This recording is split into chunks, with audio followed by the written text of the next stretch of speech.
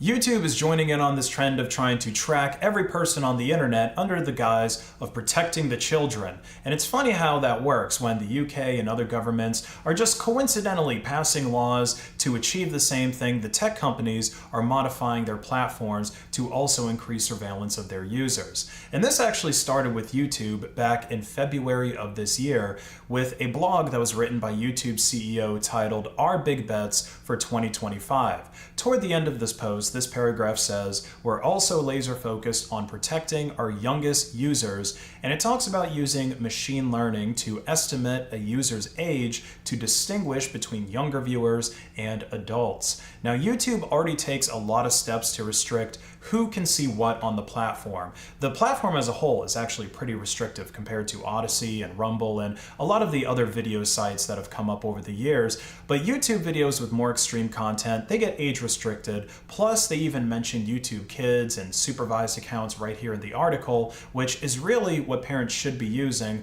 along with good old-fashioned network filters in order to restrict what their kids can actually see, not just on YouTube, but elsewhere on the internet. But of course, YouTube wants to spy on you, aka protect the children. So last month, YouTube actually announced that they would start rolling out this machine learning verification method here in the United States. They started the program a couple of weeks ago, and they've also been doing this in other markets for a while now. But in their latest blog post, YouTube actually gives us some details about how this machine learning works, which might actually give us a little bit of insight into how we can fight it. So YouTube will use AI to interpret a variety of signals that help them to determine whether a user is over or under 18. These signals include the types of videos a user is searching for, the categories of videos they have watched, or the longevity of the account. Now, account longevity should be a pretty solid metric, right? Because YouTube itself as a platform has only been around for 20 years. So if you created and have been using the same YouTube account since around that time that YouTube first launched, then it should be pretty clear to them that you are an adult. Same thing if you had a Gmail account from, say, 2004 that's linked to a YouTube profile now. Those early Gmail accounts are literally old enough to drink in the United States at this point. But YouTube claims that this technology that they're going to be rolling out in the United States will allow them to infer a user's age regardless of the actual birthday and when the account was created. So YouTube is basically saying that a 20-plus-year-old account is not going to get you a free pass through these AI filters. They're basically like that cashier at a liquor store who doesn't care if Father Time himself walks in. There could be a guy in there that looks so old that he looks mythical standing in line, and the guy at the cashier is still gonna ask for his ID before he's gonna sell the Maker's Mark to the old man. So when it comes to avoiding this stuff on YouTube, you're really gonna have to be careful about the kinds of videos that you search for and the categories of the videos you watch when you're logged in. Letting your little cousin go deep on a Fortnite streamer's highlight binge while he's logged into your YouTube account could be enough to get YouTube asking for your papers. By the way, that's literally what they say they're going to do. If they identify your account as being underage, then you'll have to submit your credit card information or a scan of your ID to re-enable the ability to view age-restricted content on your account, even if you created it one day after YouTube first launched. Now, if I had to guess, this machine learning process is probably going to incorrectly identify a lot of adult gamers who look up videos on how to do various things in different video games, because of course, kids are going to be watching that same kind of content a lot, even if it's a game like Grand Theft Auto or Call of Duty that's rated for a mature audience, which I think is 17 plus, which is just 1 year off from being an adult here in the United States. But if you've ever been in a voice lobby on those games, then you know that there's obviously a lot of kids that are much younger playing it. So if you're that type of gamer, right, that likes to look up strats for how to do something on YouTube for a video game, then you might want to balance that out with some boomer content. You might want to throw on Fox News for a bit, mute the tab, and go back to playing your games for a bit, or look up some videos on how to fix old cars and don't mute those tabs because those videos are actually pretty useful. Look up HGTV clips or some other boring adult content that most kids aren't normally going to watch in their free time.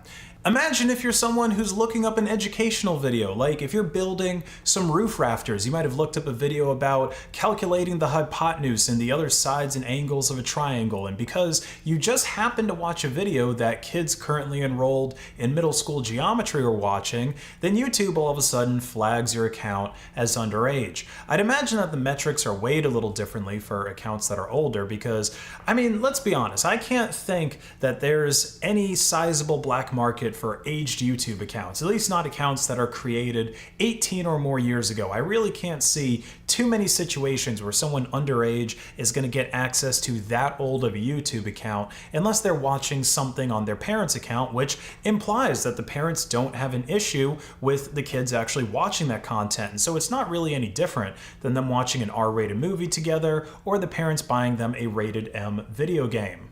In addition to this being a needless information gathering campaign disguised as protecting the children, there's concerns about what YouTube or any other online company might do if they mishandle the storage of this data. Because your ID card is very sensitive information that could fall into the wrong hands if the information isn't stored correctly, like what happened with the T app, where hackers obtained over 70,000 scanned photo IDs of people submitting their information to the app to prove that they were really women so that they could use it. Now, maybe you have more faith in YouTube or Google to properly secure PII than an app that was built for women to gossip about the men that they were dating, but my real concern with Google having this information is the ways that they'll actually abuse it to make more money. You've got to understand that Google and Meta, YouTube, they're all basically giant for-profit ad networks, and so if Google can accurately identify teens, then they're probably going to start exploiting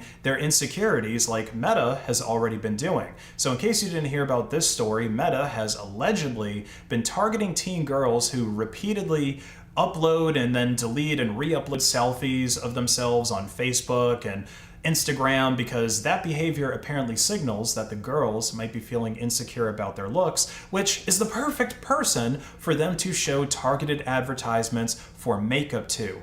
We're already so far into the cyberpunk dystopia phase of social media, and if you believe that any of these changes are actually to protect your children, then you've seriously lost the plot. So try to add more repair videos and adult content of that nature to your YouTube watch history so that you can avoid Google Gestapo. I happen to be doing a lot of that already so that I can learn how to fix up some of these old houses around here. And yeah, I mean, it's good skills to learn, and it might actually stop YouTube from checking for your papers. If you enjoyed this video, please like and share it to hack the algorithm, and check out my online store, base.win, where you can get awesome merch like the shirt I'm wearing, the Open Base t-shirt, or accessories for your phone or laptop. 10% store-wide discount when you pay with Monero XMR at checkout. Have a great rest of your day.